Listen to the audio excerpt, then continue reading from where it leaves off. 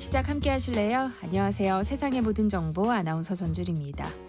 하얼빈 동계 아시안 게임이 내일 개막할 예정입니다. 2017년 삿포로 대회 이후 8년 만에 열리는 이번 동계 아시안 게임은 겨울의 꿈, 아시아의 사랑이라는 슬로건을 내걸고 있는데요. 우리 선수단은 종합 2위를 목표로 하고 있다고 하죠. 메달 경쟁을 이끌 종목은 단연 쇼트트랙인데요. 우리 선수들의 실력은 세계 최고 수준이지만 이른바 홈터세, 그러니까 중국발 편파 판정을 우려하는 목소리도 나옵니다. 이 외에도 컬링과 스피드 스케이팅, 아이스하키 같은 다양한 종목에서 우리 선수들의 메달 도전이 이어질 텐데요. 주목해봐야 할 경기는 무엇일지 잠시 뒤 스포츠 핫 이슈 코너에서 자세히 살펴보겠습니다. 요즘 주변에 보면 바쁜 엄마 아빠를 대신해서 아이를 돌보는 할머니, 할아버지들이 참 많죠.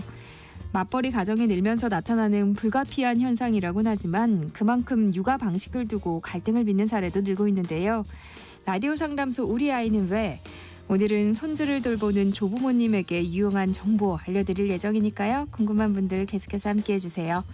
저희 방송은 KBS 1라디오 유튜브 채널을 통해서도 실시간으로 시청 참여하실 수 있습니다. 많은 관심 부탁드리면서 KBS 세상의 모든 정보 지금 시작합니다.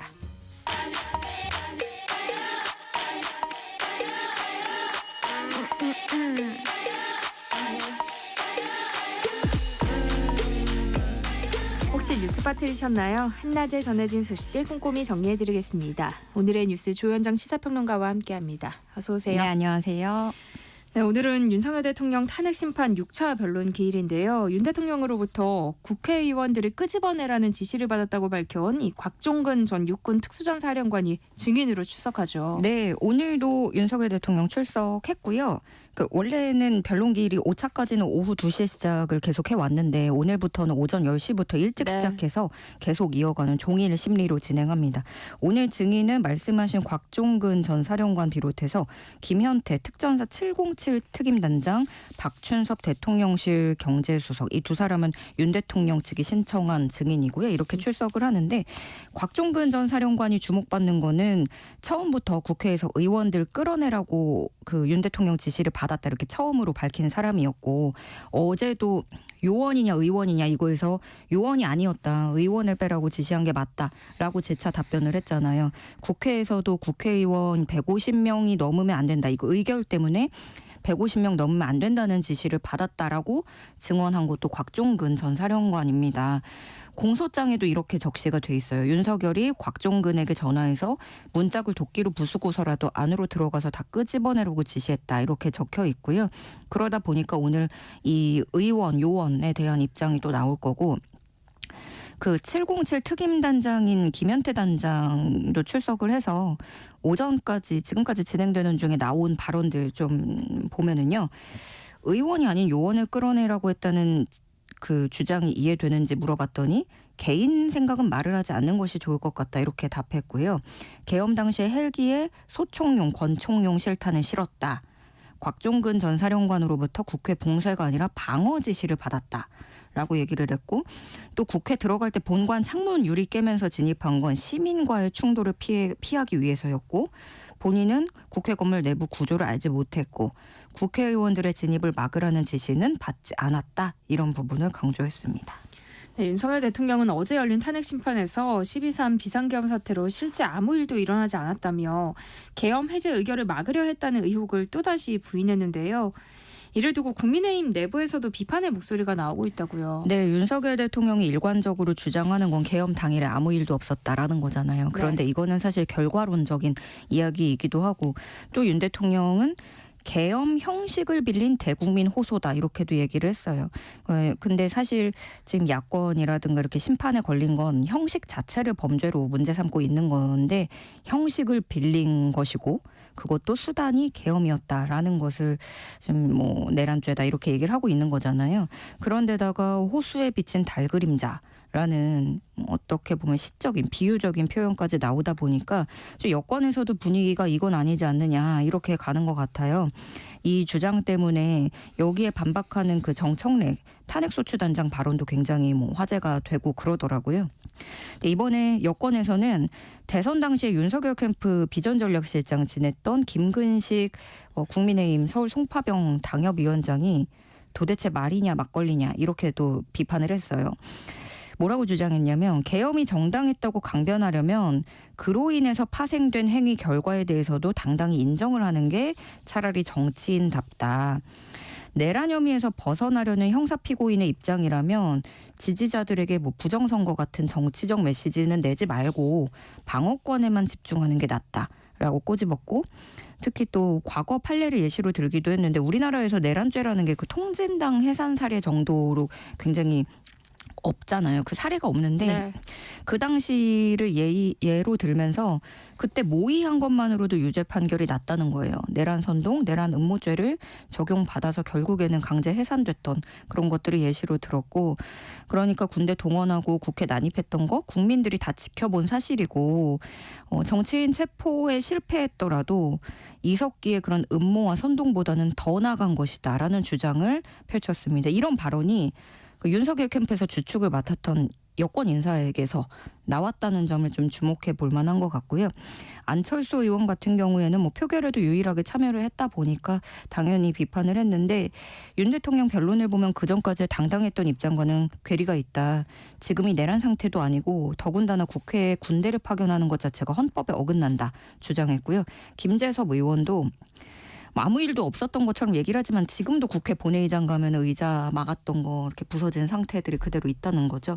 목적을 달성하지 못했을 뿐이지 계엄이 벌어진 사실이 없던 건 아니다. 이렇게 반박하기도 했습니다. 네, 국민의힘 친윤계 의원들은 윤 대통령 구치소 접견을 이어가는 분위기인데요. 일부 의원들은 헌법재판소의 탄핵 심판 방청에 또 나선다고요. 네, 당 내부에서도 사실 일각에서는 당이 끊어내지 못하고 대변인 역할을 자처하고 있다라는 비판이 나오긴 하지만 친윤계는 좀 밀착해서 아예 같이 가는 모습도 일부 보여집니다.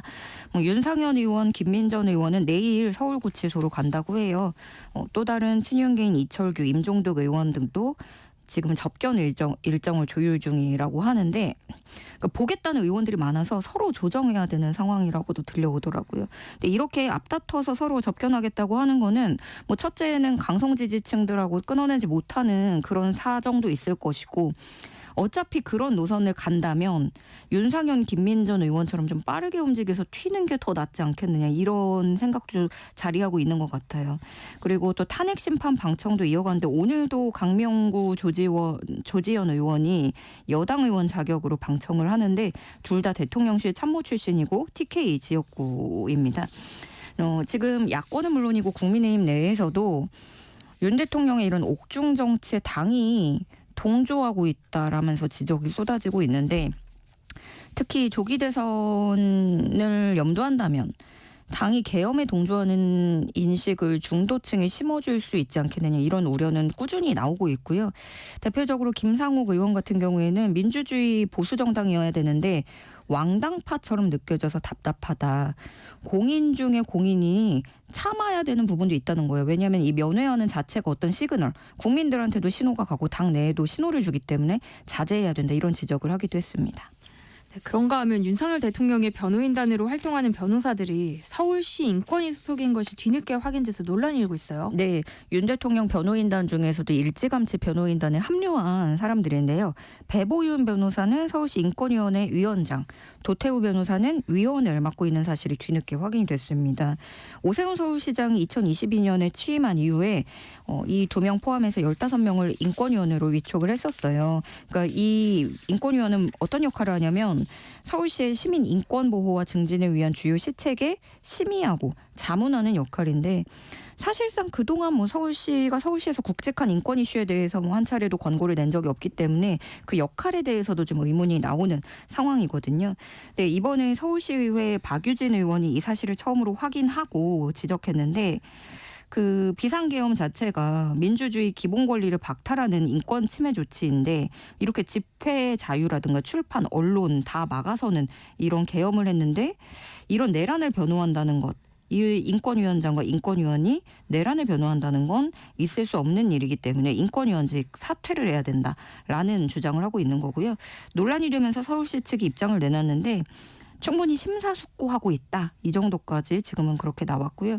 한편 윤 대통령 측은 황교안 전 총리를 변호인단에 또 추가로 넣었죠. 전한길 씨를 국민 변호인단에 합류시키면서 이런 식으로 좀 여론전 강화에 나서는 모습입니다. 네.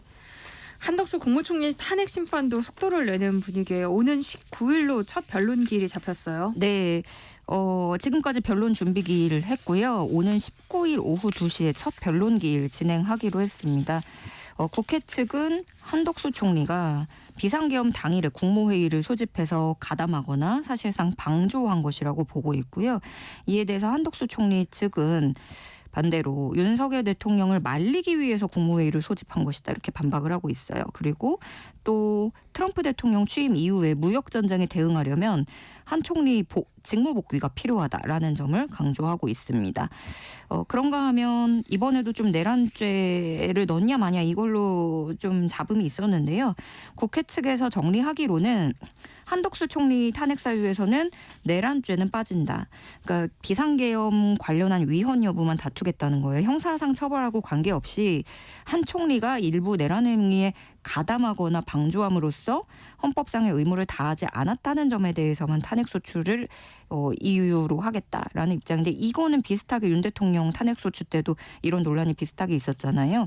그러니까 이걸 두고 윤 대통령 측은 오로지 내란몰이에만 있었음을 자인한 것이다 이렇게 주장을 하면서 야당을 비토했고 국회 측에서는 어떻게 해명을 했냐면 형법상 성립되는지 내란죄 성립되는지 여부에 대해서 따져보자고 얘기한 적도 없고 그렇기 때문에 내란죄를 철회했다 안 했다 이렇게 얘기하는 것 자체가 성립이 안 된다라고 반박했습니다. 한낮의 교양 파트너 지금 여러분께서는 세상의 모든 정보와 함께하고 계십니다.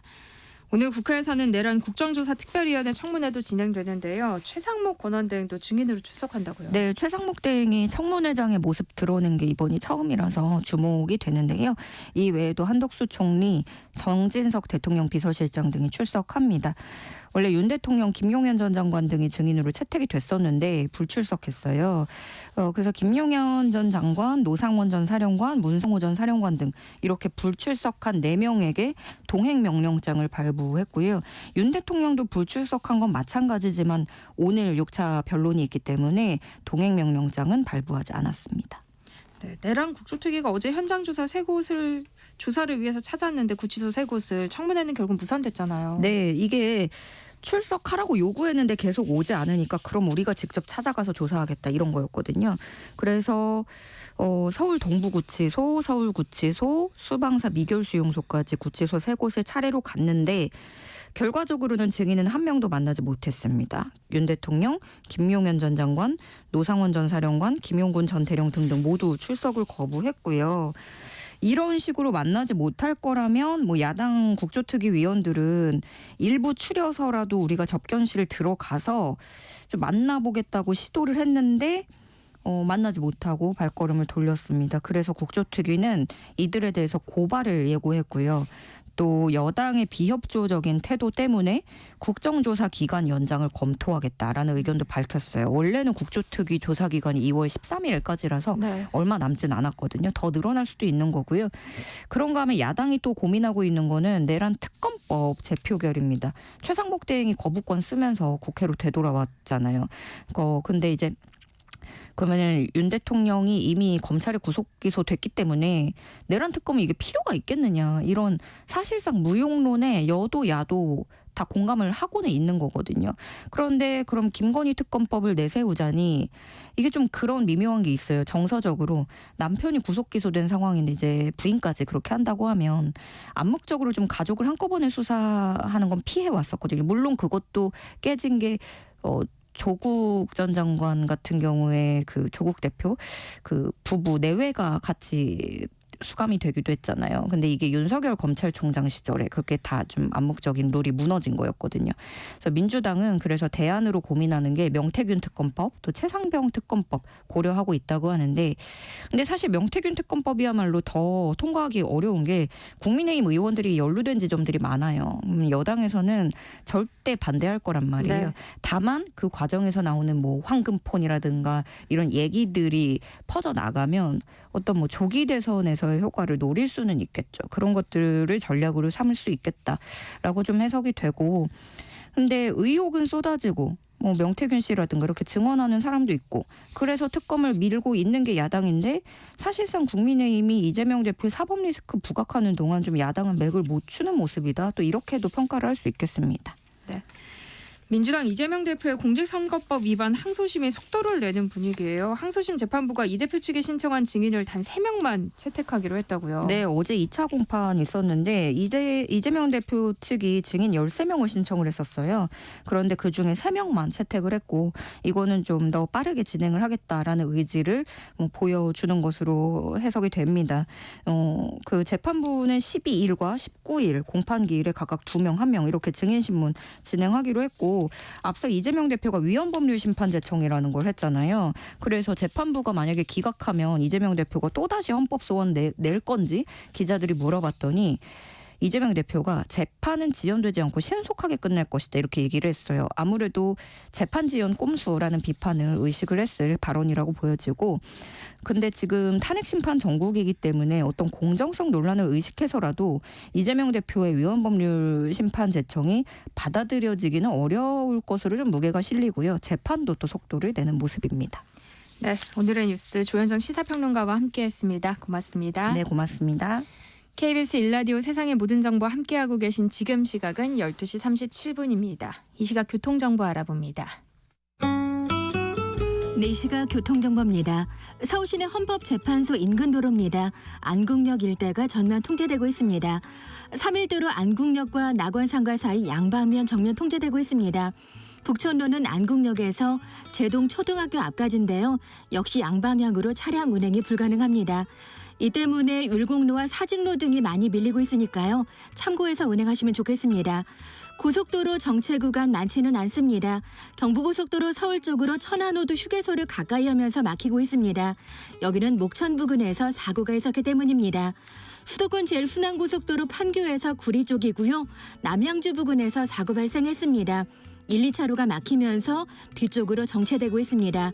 호남선지선 대전 쪽으로는 논산 부근에서 작업 영향받고 있습니다.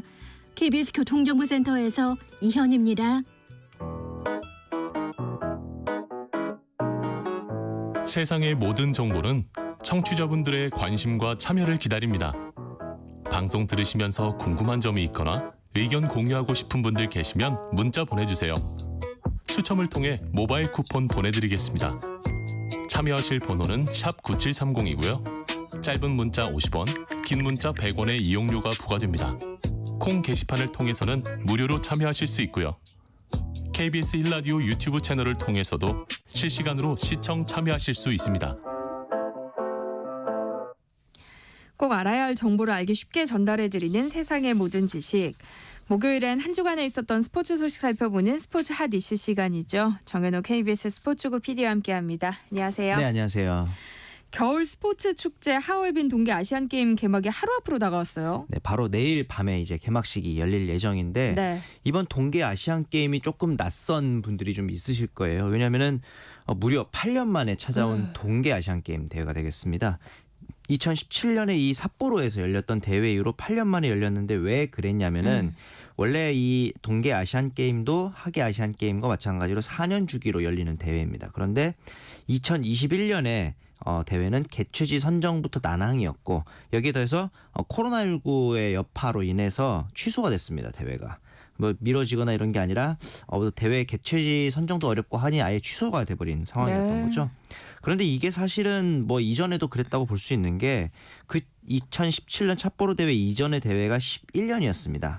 그러니까 원래는 15년에 열렸어야 하는데 이때도 개최지 선정의 난항을 겪다 보니 좀 더 미뤄서 삿포로가 받는 대신에 2년 후에 개최하겠다라고 해서 17년에 열리게 되는 등 주기가 조금 들쑥날쑥한 상황이 됐거든요. 이런 상황인데 이제 이번 하얼빈 아시안 게임 이후 다음 대회는 2029년에 사우디아라비아에서 또 열리게 됩니다. 그러면서 이 10회 대회가 또 예정이 돼 있는 상황이고 참고로 이번 하얼빈 아시안 게임은 동계 아시안 게임 두 번째로 열리는 하얼빈 동계 아시안 게임입니다. 96년에도 하얼빈에서 동계 아시안 게임이 열렸었고요. 중국으로만 봤을 때는 2007년 창춘에 이어서 세 번째 동계 아시안 게임 개최가 되겠고 네. 베이징 동계올림픽 때에 이어서 3년 만에 또 세계 그 국제적인 이벤트 대회를 3년 만에 다시 개최를 또 하게 됐습니다. 이번 동계 아시안 게임에서는 총 6개 종목에서 11개 세부 종목 그리고 64개의 금메달을 두고 선수들이 경쟁을 할 예정이 되겠습니다. 우리 선수단은 이미 출국해서 현지 적응 훈련 그리고 예선 경기를 치르고 있다고 하던데요. 네. 하얼빈은 얼음의 도시로 유명한 아주 추운 곳이잖아요. 그렇죠. 컨디션 관리가 관건이겠어요. 얼마나 춥냐면은 우리나라가 최근에 좀 춥잖아요, 지금. 네. 영하 15도, 16도 하잖아요. 하얼빈의 최고 기온입니다. 하얼빈의 최고 기온이 영하 15도, 16도고 최저 기온으로 내려갈 때는 영하 지금 30도까지도 내려간다고 합니다. 영하 30도라는 게 이제 실감이 안 나지만 네. 뭐 산술적으로 그냥 생각해 보면 우리 지금 추위의 2배 아니겠습니까? 그러니까요. 그러니까 말도 안 되는 추위가 지금 이어지고 있는데 더 놀라운 거는 그럼에도 불구하고 당연한 얘기지만 실내 온도는 20도 이상을 계속 유지를 하고 있다는 거예요. 뭐 계속 난방기를 24시간 가동할 정도로. 근데 이제 이렇게 되면서 이제 하루에도 안과 그 실내와 실외로 왔다 갔다 하다 보면은 50도 이상의 이 일교차가 나는 상황이 네. 된다는 거죠. 당연히 선수들의 컨디션 관리, 그 심한 일교차, 이 기온 차이로 인해서 네. 이런 부분들이 걱정되기도 하고 저는 한 가지 또 걱정되는 게 이 설상 종목의 선수들이에요. 사실 우리나라 선수들이 이제 다수 포진해 있는 뭐 스피드 스케이팅, 쇼트트랙, 피겨 이런 종목은 빙상 종목이기 때문에 컬링도 그렇고 실내에서 열리는 경우가 많습니다. 그런데 네. 알파인 스키, 뭐 프리스타일 스키 이런 설상 종목의 경기들은 야외에서 열려요. 영하 30도에서 열린단 말이죠. 그렇다고 해서 거기다 돔을 씌울 수도 없는 노릇이고 그리고 이제 선수들은 경기를 또 이제 최대한 열심히 하다 보면 땀이 나기 때문에 네. 옷을 그렇게 두껍게 입지 않습니다. 얇게 이 소위 말하는 타이즈 같은 옷을 입고 경기를 하는데 대체 이게 경기가 가능하긴 한 건가 이런 생각이 좀 들 정도여서 아마 선수단 내에서도 전염병이라든가 이 건강 관리에 대한 변수들이 좀 작용을 할 것 같아서 이 부분을 좀 유념해야 될 것 같다는 생각이 듭니다. 동계 스포츠 대회 효자 종목은 누가 뭐래도 쇼트트랙이잖아요. 네. 이번에 출전하는 우리 선수들 기량은 어때요? 그 국제 빙상 연맹에서는 남녀 랭킹 1위 선수에게는 금빛 헬멧을 줍니다. 정수리에 일자가 이렇게 써 있고 금빛으로 치장된 정말 상징적인 헬멧인데 이게 우리나라에만 있어요. 네. 우리나라의 지금 랭킹 1위인 남자의 박지원 선수 그리고 여자 랭킹 1위 김길리 선수가 모두 금빛 헬멧을 지금 보유하고 있는 상황인데 이렇게 세계 최강임을 자부하긴 하지만 동시에 좀 여전히 그렇지만 부담감도 큰 상황이 되겠죠. 네. 특히나 이 우리가 흔히 말하는 대회 개최국인 중국의 텃세 어떤 그런 것들에 대한 걱정이 좀 많이 있을 거예요. 네. 이 부분에 대비해서 이제 이해 못할 판정을 이미 우리가 3년 전에 베이징 올림픽 때 겪었거든요. 이런 변수들을 어떻게 좀 사전 차단할 것인가 이런 부분에 대한 고민이 좀 많이 있는 네. 그런 상황이 되겠고 여기에 더해서 그래도 한 가지 좀 긍정적인 부분을 짚어보자면은 선수단 내 분위기가 굉장히 좋다고 합니다. 사실 이전에도 이 빙상계에서 선수단 내에서 어떤 내분이라든가 불화라든가 이런 이슈들이 좀 많아서 네. 걱정하시는 분들이 많았을 네. 텐데 최근 선수단의 이제 분위기를 보면은 당연히 밝은 것도 물론 중요하지만 연습을 하면서 뭐 실제 경기를 방불케 할 정도로 넘어질 정도로 열심히 한다는 것 제가 보기에는 그 또한 분위기가 좋기 때문에 이렇게 좀 과격할 정도로 훈련을 열심히 할 수 있는 게 아닌가 그런 분석도 있거든요. 네. 이런 면에서 봤을 때는 현재 선수단의 전체적인 기량과 분위기 모두 좀 거의 최정상급으로 올라온 게 아닌가라는 생각이 들긴 합니다. 기대를 해봐도 되겠어요. 네. 직접 현지에 가지는 못해도 그래도 네. 경기를 보면서라도 우리가 대표팀 응원을 하면 그곳까지 닿지 않을까 싶은데요. 경기 네. 언제 열려요? 아마도 이 첫 금메달은 이 컬링 믹스더블 혼성 2인조 경기에서 나오지 않을까라는 기대를 또 해보고 있습니다. 네. 우리나라의 김경애, 성지훈조가 이미 지난 4일부터 라운드 로빈 방식의 예선을 시작을 했거든요. 그러면서 이제 개막일인 내일에는 준준결승 그리고 준결승을 앞두고 있습니다. 네. 결승은 이제 돌아오는 8일 오전 9시에 열릴 예정인데 여기까지 잘 진출을 한다면 현재 우리나라 믹스더블 팀의 실력이 나쁘지 않기 때문에 첫 금메달 기대해 보셔도 좋을 것 같고 쇼트트랙 역시 이제 이날 메달 레이스를 또 시작을 합니다. 남녀 500m, 남녀 1500m, 혼성 2000m 계주 결승이 8일날 열릴 예정이고요. 아무래도 우리나라 대표팀에서 올림픽 아시안 게임을 막론하고 가장 주력 종목이라고 할 수 있는 1500m 중장거리 종목이죠.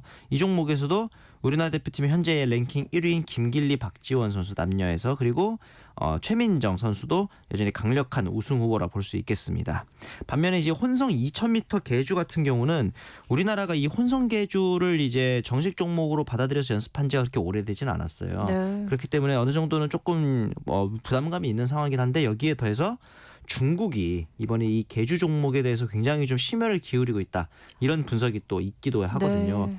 실제로 우리나라에서 귀화한 그 린샤오진, 우리나라 이름으로 하면 임효준 선수죠. 이 린샤오진 선수가 경기를 앞두고 한 인터뷰에서도 어떤 종목에 대해서 가장 좀 준비를 많이 하고 있냐고 물어봤는데 역시나 이 단체전 남자 5,000m 그리고 혼성 2,000m 계주가 가장 욕심난다라는 이제 이야기를 또 하기도 했거든요.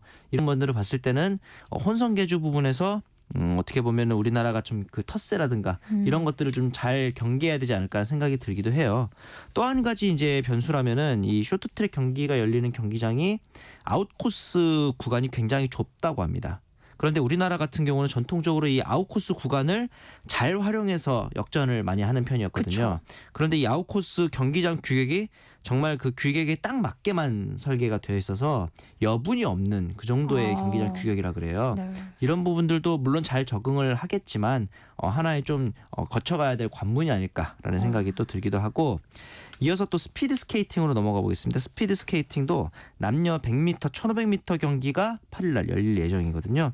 100m에서는 이제 중국 선수들의 좀 우세가 예상되긴 하지만 우리나라의 새로운 빙속 여제라고 할 수 있는 김민선 선수도 첫 메달을 또 노리고 있는 상황이고 이어서 이제 다음 날인 9일로 넘어가 보면은 김민선 선수의 주 종목인 여자 500m 종목이 기다리고 있습니다.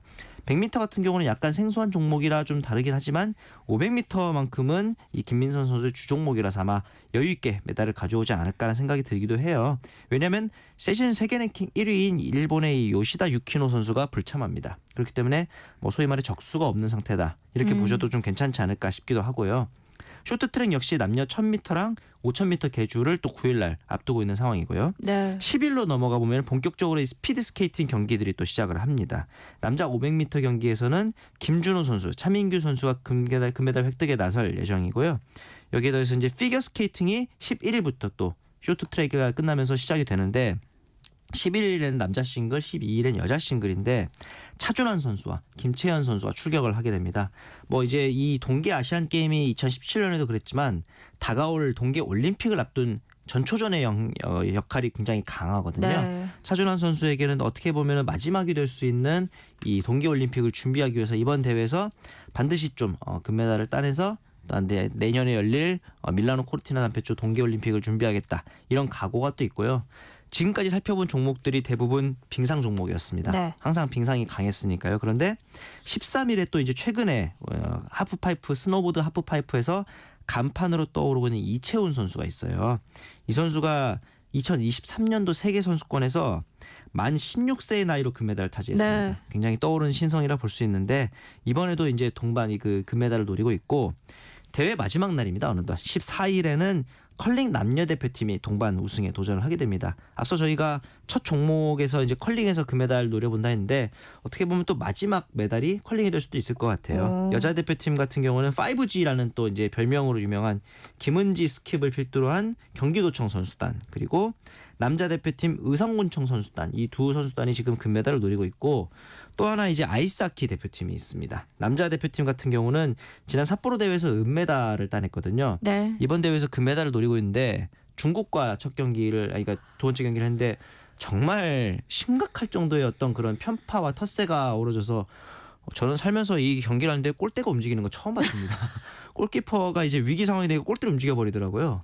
야, 이게 무슨 동네 체육대회도 아니고 이렇게 경기장이 바뀔 정도로 어떻게 보면 텃세가 있는데 그럼에도 불구하고 결국은 승리를 거뒀거든요. 네. 그렇기 때문에 이번에는 좀 더 그 똘똘 뭉쳐서 지난 대회 때 은메달이었다면 이번에는 조금 더 나은 성적을 기대하고 있지 않을까라는 생각이 들기도 합니다. 근데 이번에는 괜찮을까요? 그러니까 말입니다. 자, 다음은 축구협회 소식 살펴보겠습니다. 지난달 절차적 하자 등을 이유로 중지됐던 대한축구협회장 선거가 오는 네. 26일 재개되네요. 예, 과연 이게 재개를 할 수 있을까? 왜냐하면 뭐 선거인단 구성부터 시작해서 일정상 어떻게 진행될까 했는데 네. 생각보다는 조금 빠르게 일정이 나온 것 같습니다. 그러게요. 지난 3일에 선거운영위원회를 새로 구성을 했고 1차 회의를 통해 이같이 결정을 내렸습니다. 기존에 있었던 정몽규, 허정무, 신문선 새 후보가 그대로 출마를 하고 추가 후보 등록은 받지 않는 형태로 예정을 했습니다. 당초에 이 지난달 8일로 예정돼 있었죠. 이 축구협회장 선거가. 네. 그런데 이 허정무 후보가 제기했던 선거금지 가처분 신청이 받아들여지면서 연기가 된 그런 상황이었거든요. 그러면서 이제 새롭게 선거운영위원회를 꾸리고 돌아오는 26일 날 치러지게 됐는데 역시 이 가장 핵심은 선거운영위원회를 어떻게 구성할 것이냐였던 것 같아요. 이번에는 이제 중앙선관위 출신이 이제 3명, 그리고 법조계에서 3명, 학계에서 2명, 언론인 3명 이렇게 총 11명으로 구성이 됐습니다. 그러면서 이제 선관위 사무총장 출신인 박영수 위원이 위원장을 맡게 됐고요. 협회에 따르면은 이제 선거 업무의 독립성을 높이기 위해서 일부러 좀 관련 단체에 요청해서 추천받은 위원들로 구성을 했다라고 밝혔습니다. 이 선거가 한 가지 특징이 있다면 재선거가 아니고 정지된 선거를 재개하는 것이다라고 이제 협회가 규정을 했어요. 그렇기 때문에 당연히 추가 후보 등록을 받지 않게 된 거고 네. 후보들의 기존의 기호와 기탁금도 그대로 유지가 되는 겁니다. 만약에 이게 정지된 선거가 아니라 재선거였다면은 허정무 후보가 나이 그 자격 때문에 탈락할 수도 있는 상황이었거든요. 네, 아마 그렇다고 했잖아요. 이런 점들을 반영해서 재선거가 아니라 정지된 선거를 재개하는 형태로 진행되는 게 아닌가 이런 생각이 되고요. 새 선거일을 26일로 정한 데에 대해서는 선거인단에 포함될 가능성이 높은 이 선수들이나 지도자, 심판들이 아시아 챔피언스리그와 K리그에 참가할 가능성이 높기 때문에 이런 날짜를 피했다고 합니다. K리그 같은 경우는 24일부터 28일까지 경기 일정이 없거든요. 그렇기 때문에 26일 날 가능하고 전북이 나서고 있는 아시아 챔피언스리그 2 16강도 20일 날 끝날 예정입니다. 그렇기 때문에 아마 26일 날 선거가 가능할 것이다. 이렇게 협회가 예정한 것으로 보입니다. 지난 시간 양민혁 선수가 퀸즈파크 레인저스로 임대 이적하게 됐다는 소식 전해드렸잖아요. 네네. 근데 벌써 2경기 연속 교체 출전해서 존재감을 드러내고 있어요. 저희가 양민혁 선수가 이적할 때 바랬던 어떤 그 기대했던 부분들을 그대로 좀 보여주고 있는 것 같아서 좀 뿌듯합니다. 네. 5일날 이제 블랙번과의 경기에서 교체로 출전을 했거든요. 지난 경기 때보다 조금 더 일찍 출전해서 조금 더 많이 그라운드를 누비게 됐는데 뭐 공격 포인트를 기록하지는 않았습니다. 득점 장면에 좀 관여하는 모습이 좀 인상적이었던 것 같아요. 페널티 지역에서 이제 루즈볼이라고 하죠. 떨어진 공에 이제 달려들다가 태클에 걸려서 공이 이제 다시 루즈볼이 됐고 이 루즈볼을 이 콜백 선수가 슈팅으로 연결해서 득점에 성공했단 말이죠. 만약에 이 콜백의 슈팅이 득점으로 연결되지 않았다면은 양민혁 선수가 페널티킥을 유도할 수도 있었던 그런 장면이라고 보이기도 했어요. 네. 이렇게 이제 경기력을 끌어올린 양민혁 선수가 또 다가오는 12일에 또 코벤트리 시티전을 통해서 이번에는 2번 모두 교체 출전이었으니까 이번에는 선발 데뷔전 혹시 좀 기대해봐도 되지 않을까라는 생각이 또 들기도 합니다. 네. 그리고 프로축구 데뷔하고 지금까지 단 한 번도 우승해본 적이 없는 손흥민 선수가 이번 리그컵 우승에 사활을 걸고 있다고요. 저도 이걸 보고 좀 깜짝 놀랐는데 그 뭐 초등학교 어디서 우승하지 않았을까 뭐 그런 생각이 네. 들기도 했었는데 프로 무대에서의 우승은 한 번도 없었다고 하더라고요. 이거 대표적으로는 이제 2018-19 시즌 챔피언스리그 결승에서 리버풀에 져서 준우승을 했었잖아요. 네. 그런데 이번 리그컵 준결승 상대가 리버풀입니다.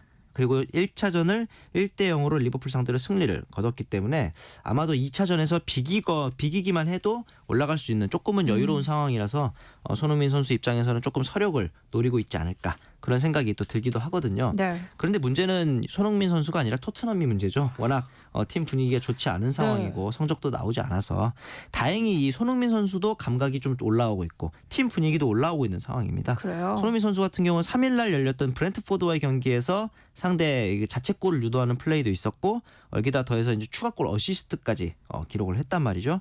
그러면서 이제 토트넘의 리그 4연패 그리고 7경기 연속 무승 행진을 좀 끊어냈다는 점에서 굉장히 의미 있는 결과였고 더군다나 이 토트넘이 이 클린시트 무실점 경기를 했던 게 무려 8경기만이었다고 합니다. 기본적으로 지금 이 판더빌 같은 수비진에서 이탈이 좀 많은 토트넘의 상황이거든요.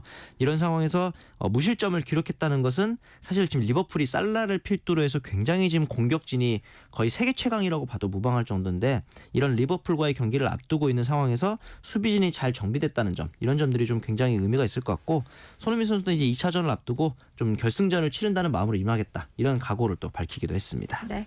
스포츠 핫이슈 정현우 KBS 스포츠국 PD와 함께했습니다. 고맙습니다. 네, 감사합니다. KBS 세상의 모든 정보 1부 순서 여기서 마무리하겠습니다. 그럼 전 잠시 후 2부에 돌아올게요.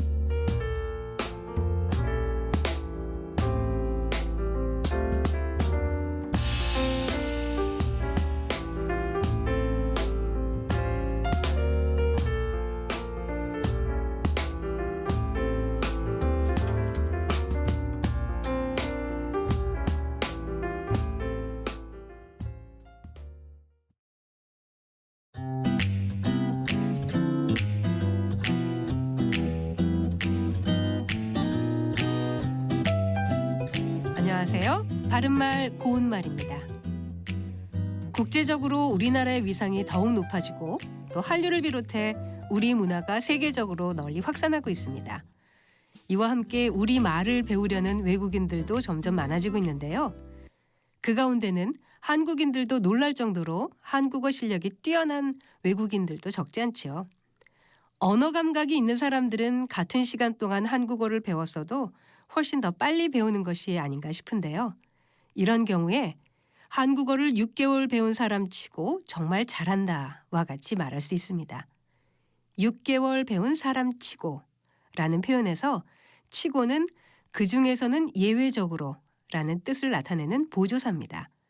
다시 말해서 6개월 동안 한국어를 배운 사람 중에서는 예외적으로 매우 잘한다라는 뜻이지요. 또 한겨울 날씨치고 따뜻하다. 그 회사는 중소기업치고 상당히 내실 있는 곳이다. 와 같이 쓸 수 있습니다. 치고란 말은 조사이기 때문에 앞에 있는 말과 붙여서 씁니다. 그리고 치고라는 조사에는 주로 부정문이나 의문문에 쓰여서 그 전체가 예외 없이 모두라는 뜻도 있습니다. 예를 들어 사람 치고 돈 싫어하는 사람은 없을 거야 라든지 거짓말을 밥 먹듯이 하는 사람 치고 올바른 인성을 가진 사람이 있겠어? 이렇게 말할 수 있겠습니다. 지금까지 바른말 고운말 아나운서 국혜정이었습니다.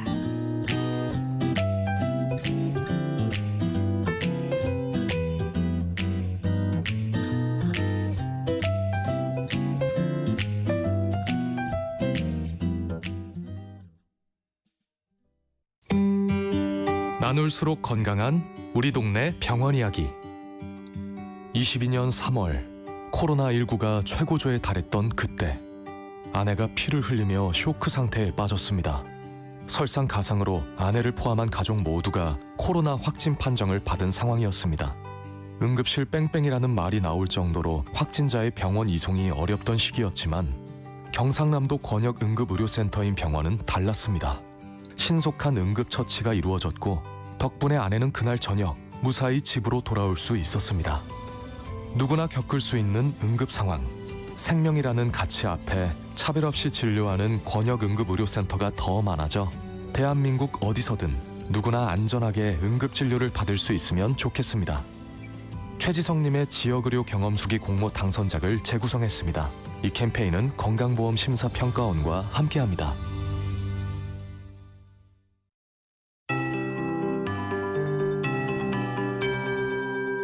KBS 58분 날씨.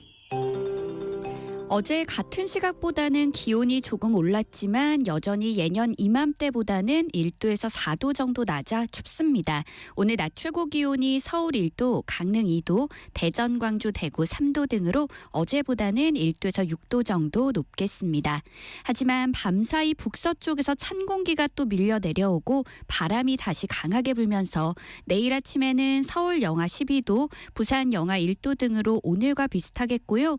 내일은 낮에 도 서울이 영하 6도, 대구와 광주 영하 2도 등에 머물겠습니다. 강추위는 다음 주 초반까지 이어질 전망입니다. 추위 때문에 전라도 서쪽 지역과 제주도에는 많은 눈이 계속 내리며 대설특보가 발효 중입니다. 오후에는 북쪽으로 눈구름이 지나가면서 서울을 비롯한 중부지방에도 눈이 오기 시작하겠고요. 내일은 전국 곳곳에 눈이 내릴 전망입니다.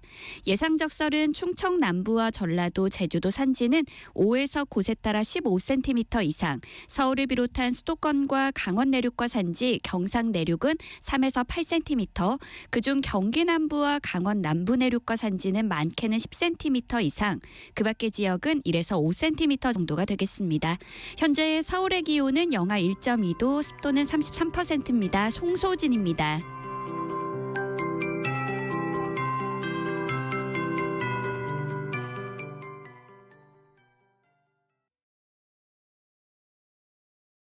정성을 다하는 국민의 방송 KBS가 한시를 알려드립니다. AM 711kHz, FM 97.3MHz, KBS 1라디오입니다. HLKA.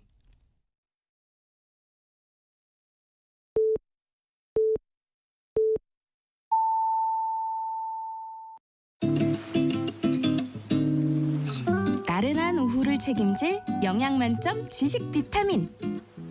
세상의 모든 정보.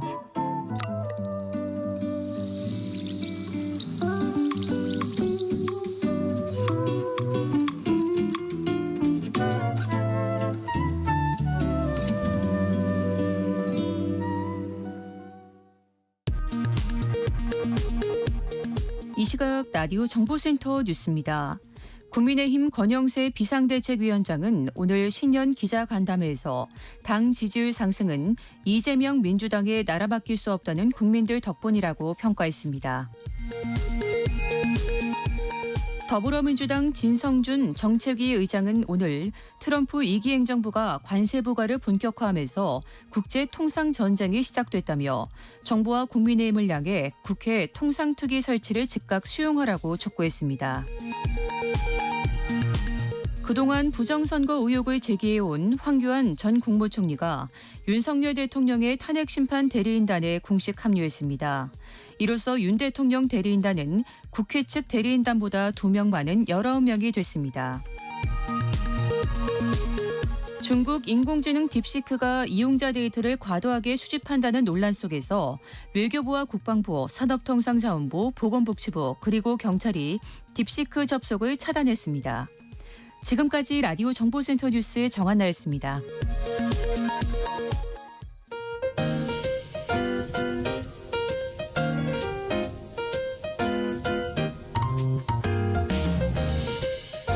정신없이 바쁜 하루. 지금 우리 주변에서 벌어지고 있는 사건 사고 소식들 한숨 돌리며 살펴보시죠. 하브타임 뉴스 임선우 뉴스캐스터와 함께합니다. 어서 오세요. 안녕하세요. 네, 오늘도 한파가 계속되고 있는데요. 오늘은 눈 예보도 있어요. 네, 문 밖으로 한 발짝만 내디뎌도 냉동고가 따로 없는 요즘인데요. 오늘 아침 서울의 기온은 영하 12도까지 떨어졌고요. 철원은 영하 17도까지 떨어지는 등 전국적으로 어제와 비슷하거나 더 추웠습니다.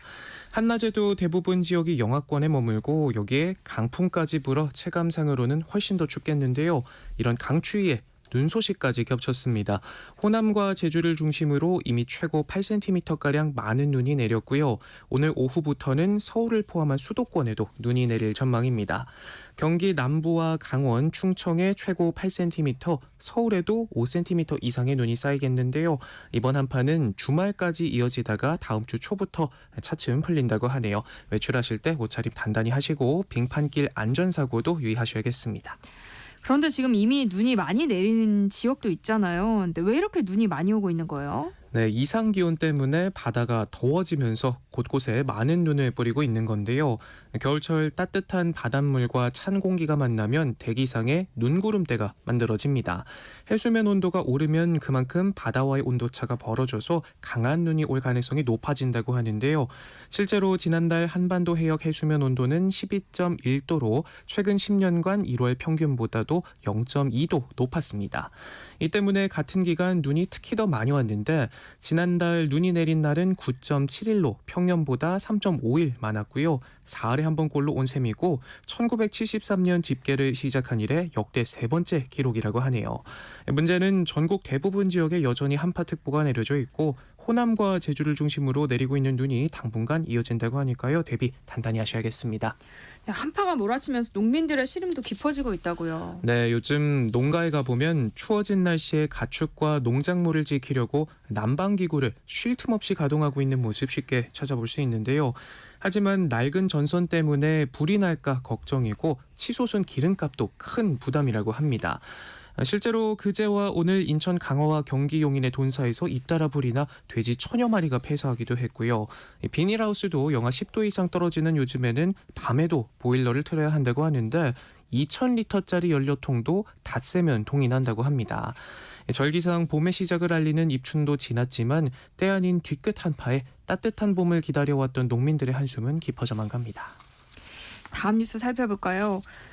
최근 갑작스럽게 직장을 잃는 비자발적 실업자가 빠르게 늘고 있다고요. 네, 추운 건 날씨뿐만이 아닌 것 같습니다. 고용 시장에도 한파가 들이닥쳤는데요. 내수가 얼어붙으면서 말씀하신 것처럼 비자발적 실업자가 급증하고 있습니다.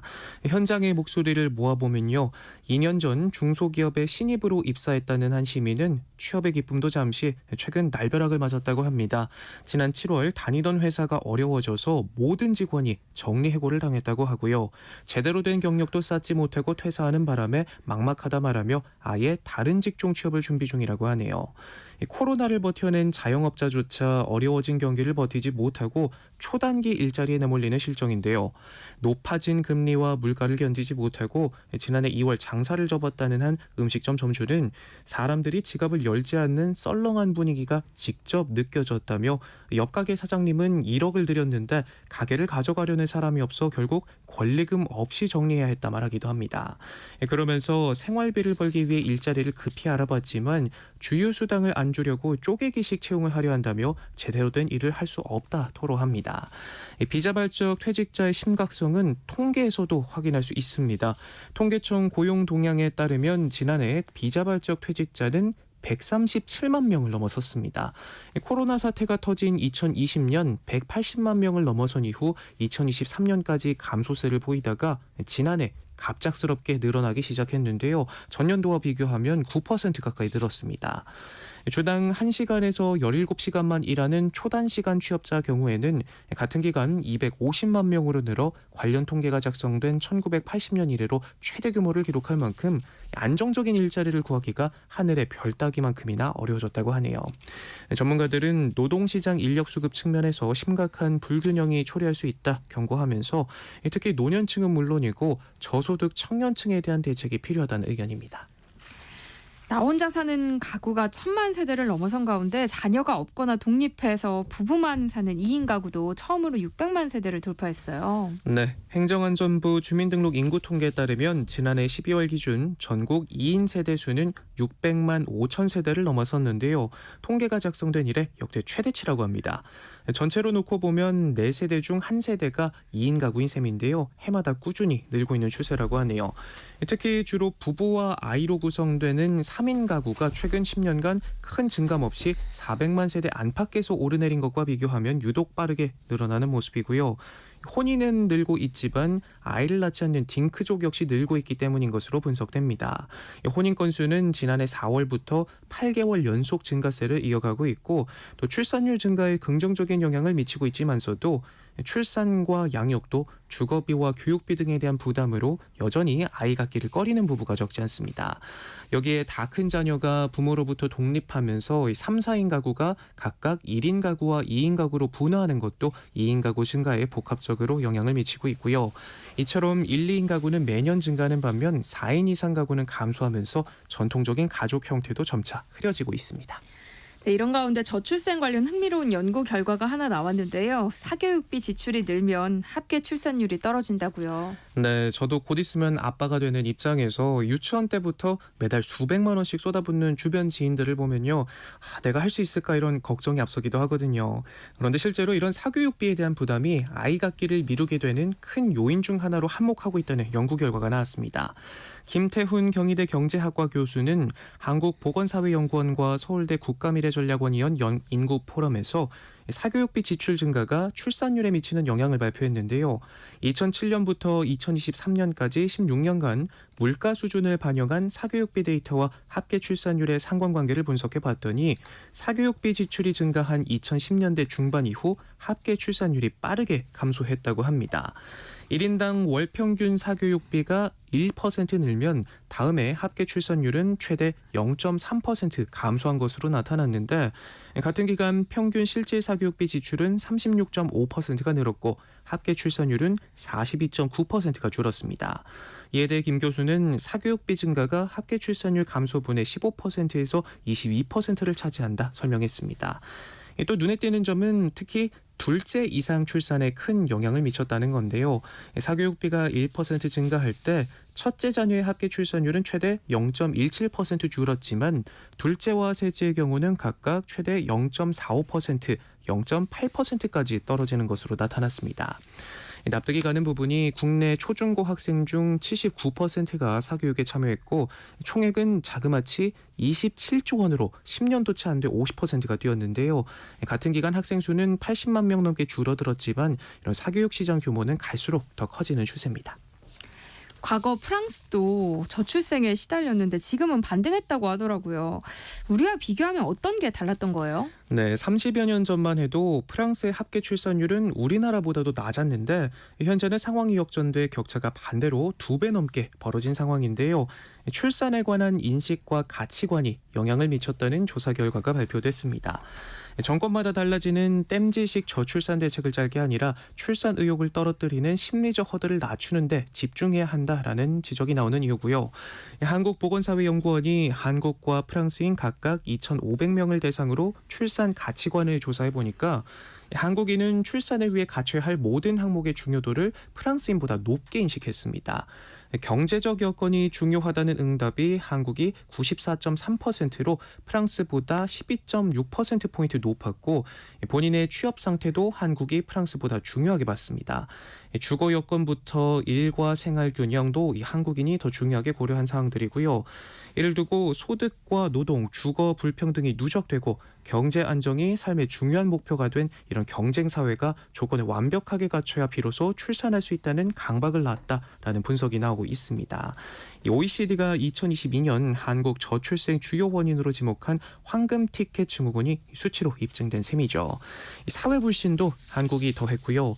출산율을 올리려고 정부가 충분한 노력을 하고 있다는 데는 프랑스인 27.9%, 한국인은 7.7%만 동의했습니다. 출산 후 경력 단절에 대한 불안도 한국이 프랑스보다 압도적으로 컸고요.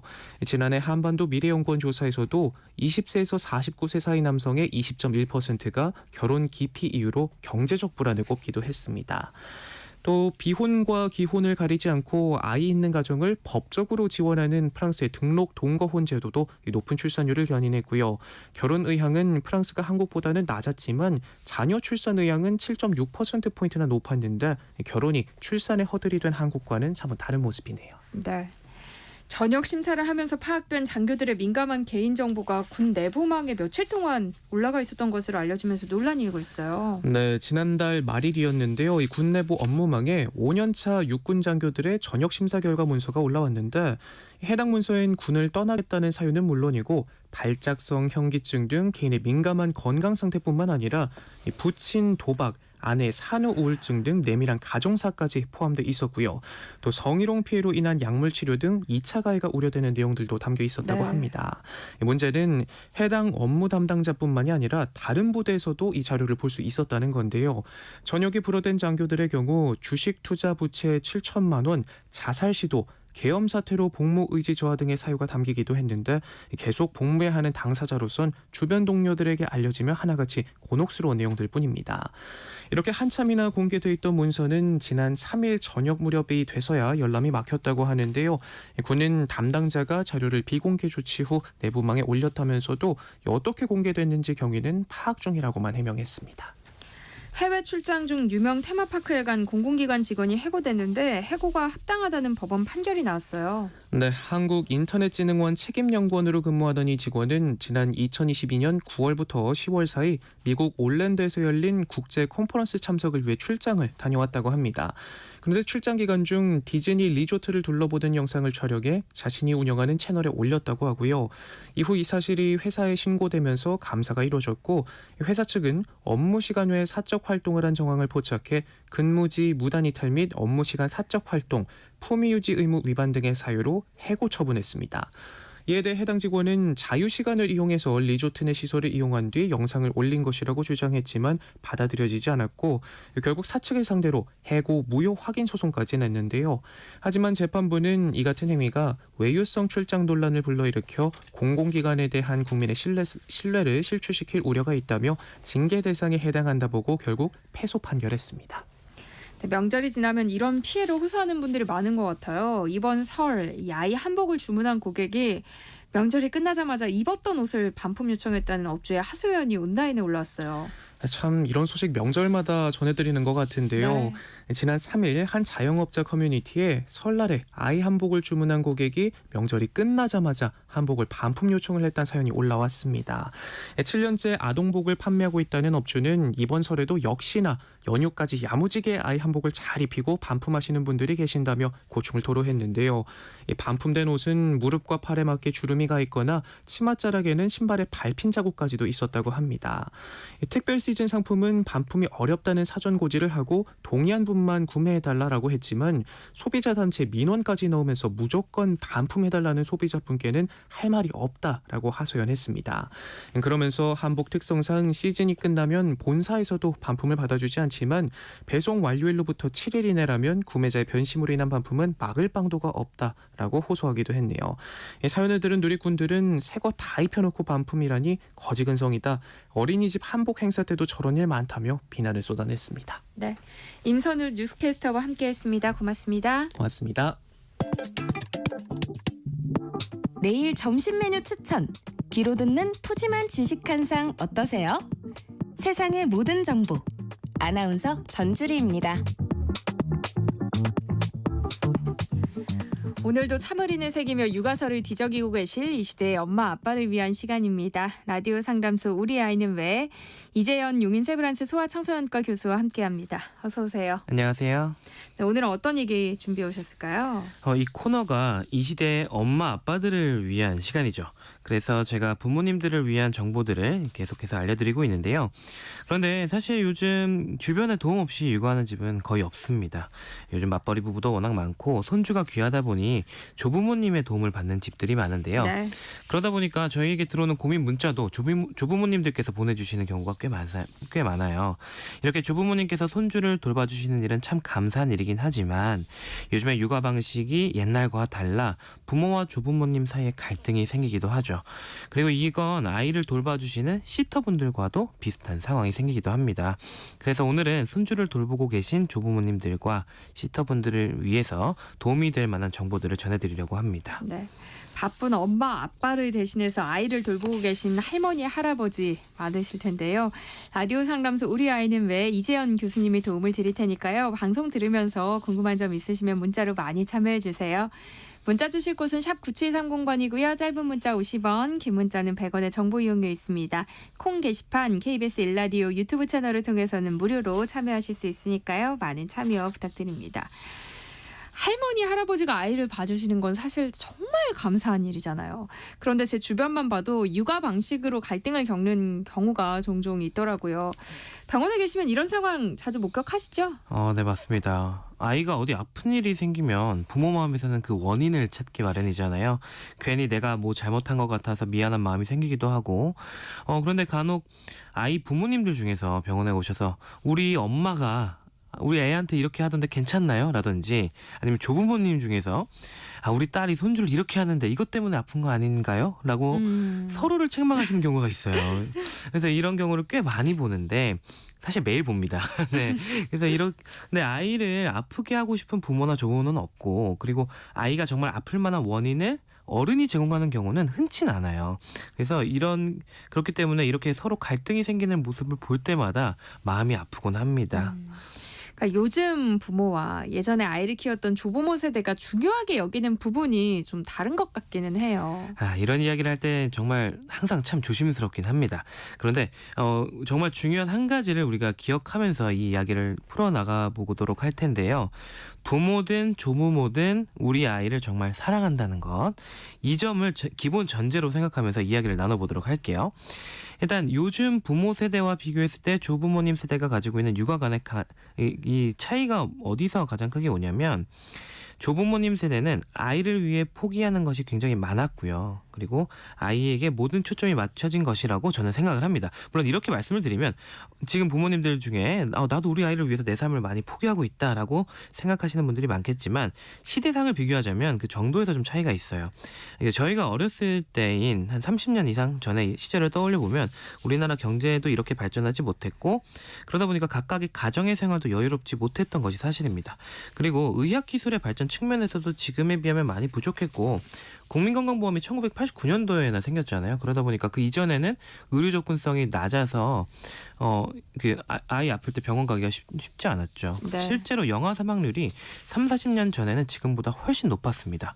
그러다 보니 아기의 생존 자체에 온 힘을 쏟아야 하는 시절도 있었던 겁니다.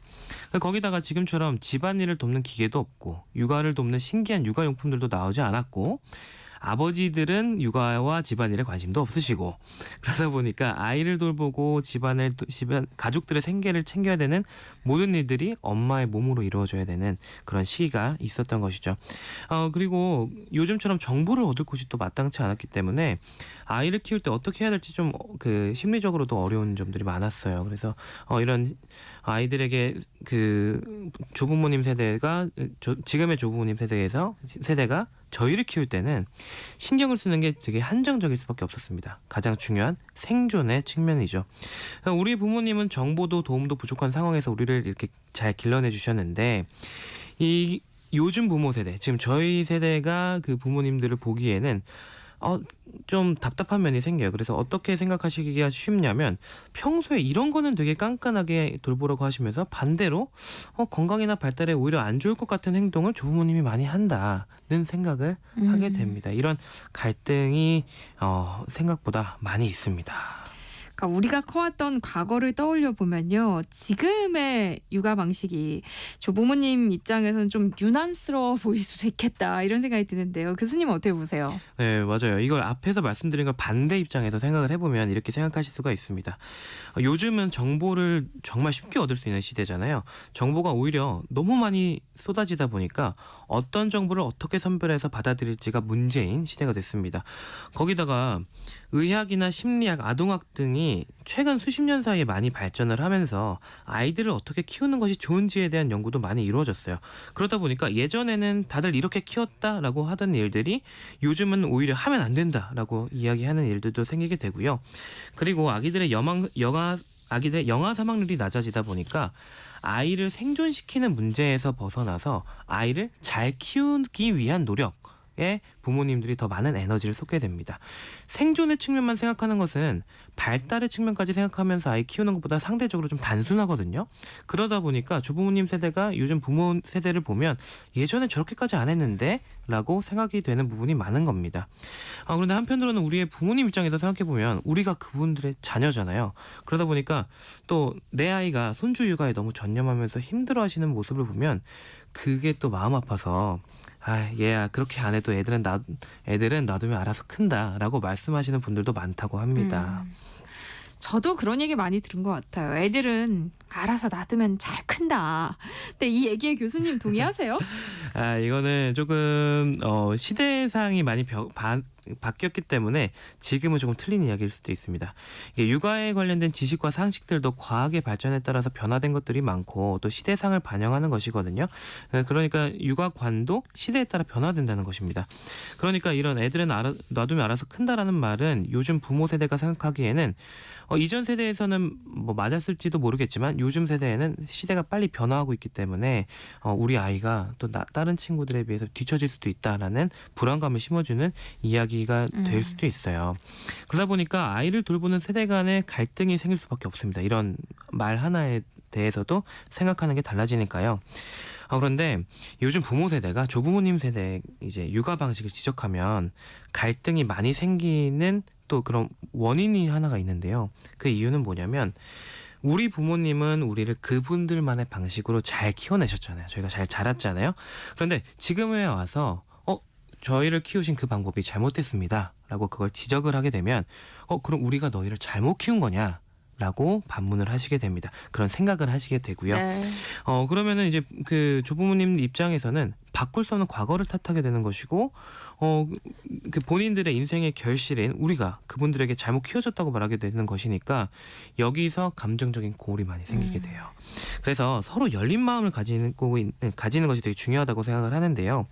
요즘 부모 세대는 부모님 말씀처럼 지금 내가 이렇게 아이를 꼭 빡빡하게 키울 필요는 없구나라는 생각을 좀 가질 필요가 있고, 조부모님 세대는 나는 우리 아이를 이렇게 키웠지만 이런 방법이 더 좋은 방법이구나, 이런 방법도 있구나라는 생각도 꼭 필요하겠습니다. 요즘 부모들이 가장 신경 쓰는 것 중 하나가 먹거리잖아요. 예를 들어서 뭐 5살까지 밥은 무염식으로, 간식은 무조건 뭐 직접 만든 간식, 뭐 이런 걸 고집하고 조부모님에게도 또 요구하는 분들도 있더라고요. 이런 문제는 어떻게 보세요?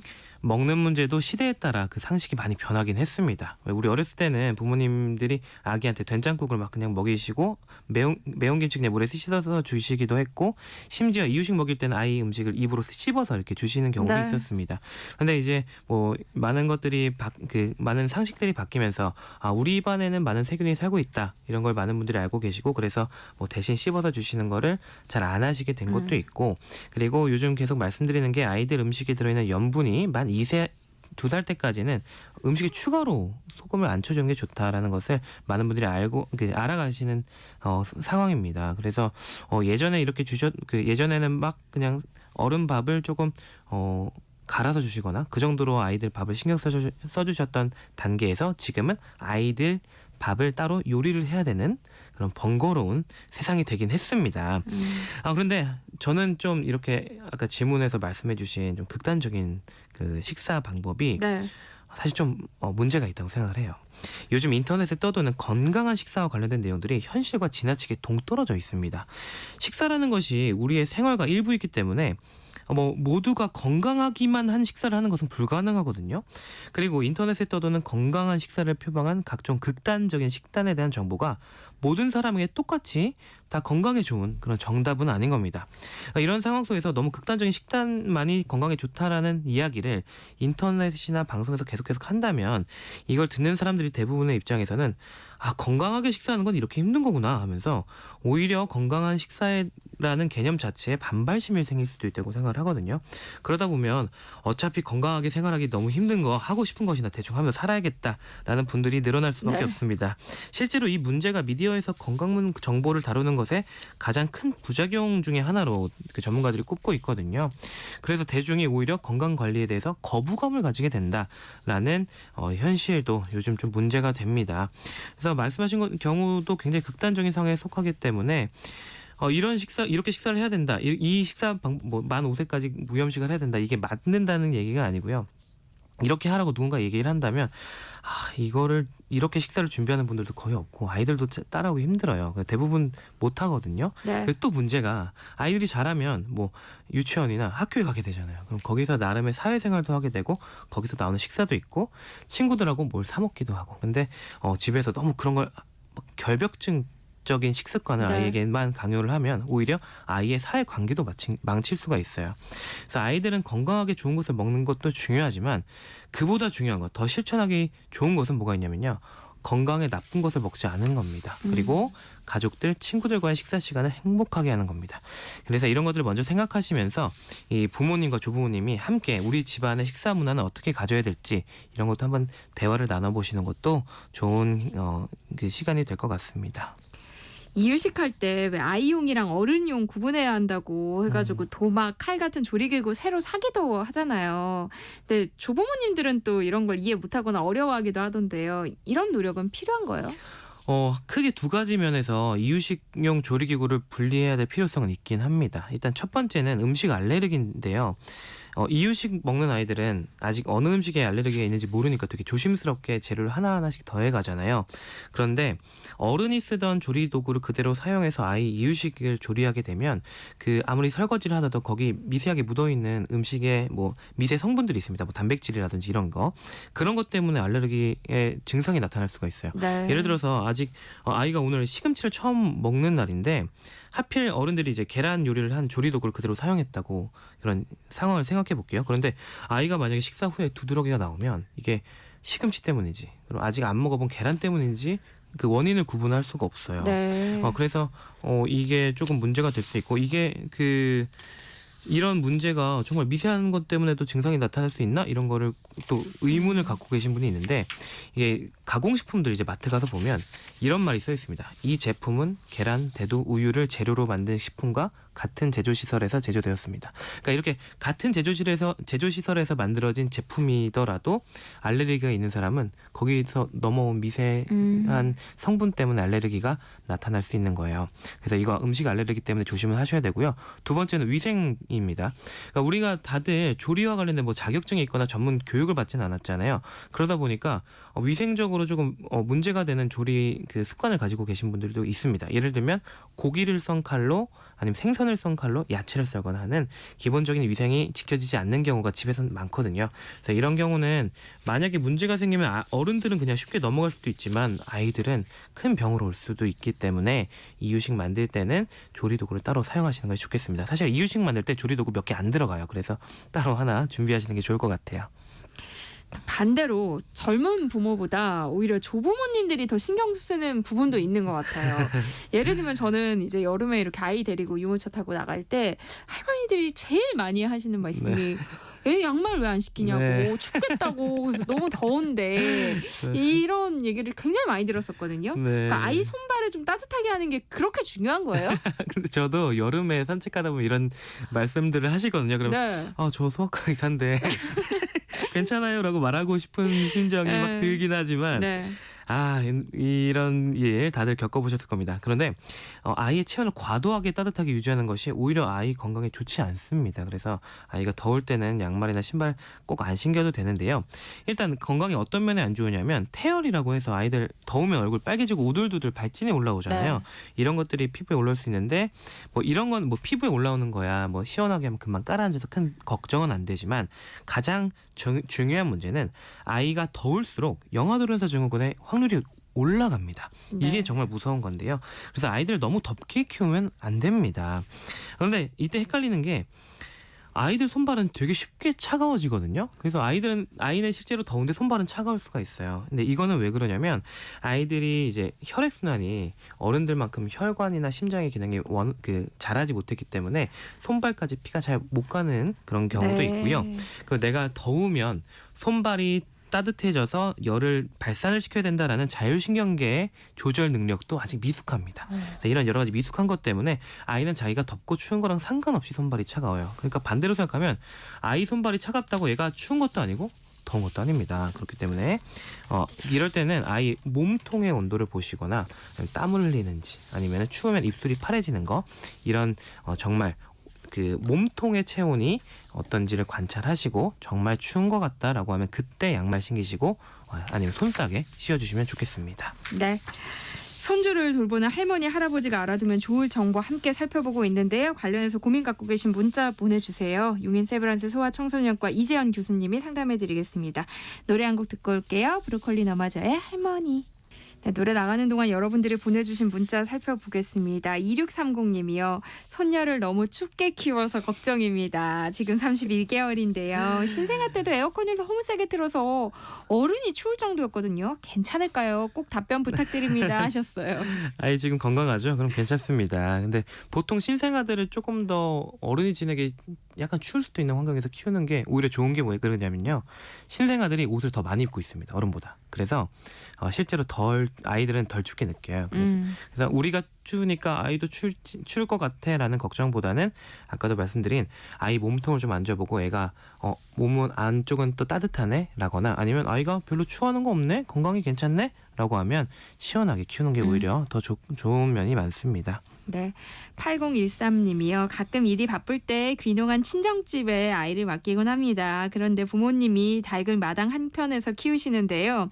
그 닭들이 갓 낳은 달걀을 아이에게 종종 주세요.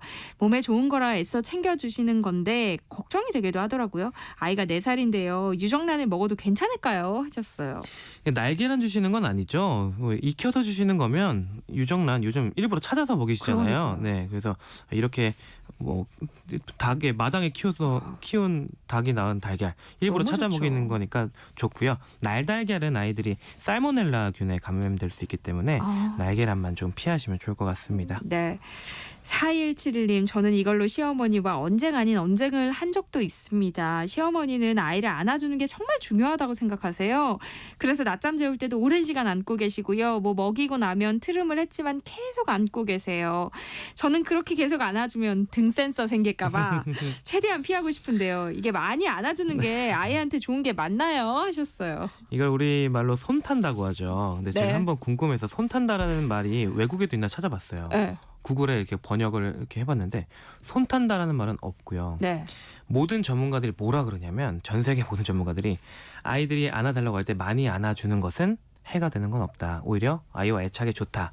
근데 해가 되는 건 아이한테 해가 되는 건 없고 엄마가 힘들다. 그쵸. 네, 그겁니다. 그래서 이거는 조금 뭐 시어머니가 많이 안아주시면 그래서 좀 손을 많이 타게 된다라고 하면 네. 시어머니 보고 계속 많이 안아달라고 하시고 어머니는 좀 뒤에서 스트레칭 하시고 네. 좀 운동하시면서 그 몸의 근력 아. 또 키우시면 좋을 것 같습니다. 좋은 해결 방법이네요.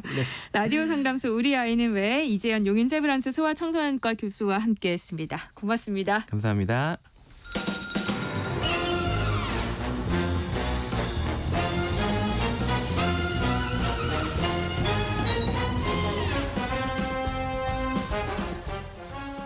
목요일은 공연을 소개하는 시간입니다. 라디오 객석 1열 목공소 공연 제작사랑 안영수 대표와 함께합니다. 어서 오세요. 예, 안녕하십니까. 안영수 인사드리겠습니다. 네, 오늘은 어떤 공연 이야기 해볼까요? 오늘은 창작 뮤지컬 좋아하시는 분, 그리고 이제 대극장 뮤지컬 좋아하시는 분, 또는 문학 작품을 좋아하시는 분이라면은 아마 한 번 정도는 들어보셨을 만한 작품, 뮤지컬 베르테르라는 작품 갖고 왔습니다. 예.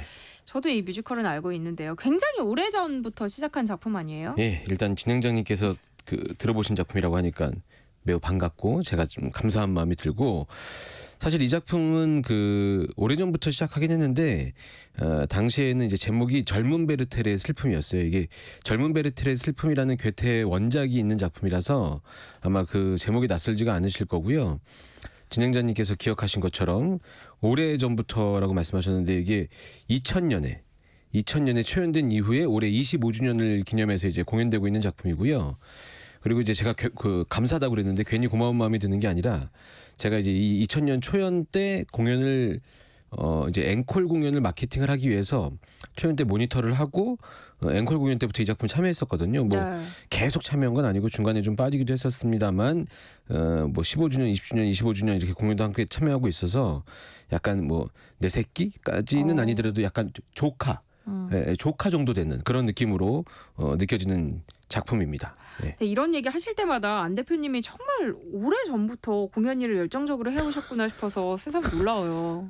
제가 뭐 1960년대 살짝이 옵세이부터 시작한 건 아니니까 그 정도는 아닌데 그냥 열심히 한 우물을 판 거 이렇게 느껴지고요. 사실 다른 용기가 나지 않아서 에이, 겸손하지 마세요. 방송 키고 진짜 찐 얘기 해도 돼요. 그래서 여하튼 뭐 제가 이렇게 좀 계속 공연을 해오다 보니까 이런 작품들이 오랫동안 공연된 작품들을 만나면 저도 이제 약간 좀 반가운 마음이 들고요.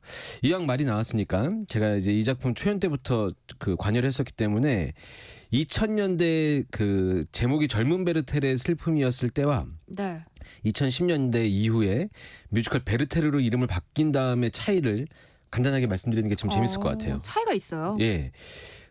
공연에 이제 줄거리도 있고 들려드릴 노래도 있으니까 제가 요 차이 간단하게 좀 말씀을 드리면 일단 티나게 딱 차이 나는 게 규모입니다. 규모.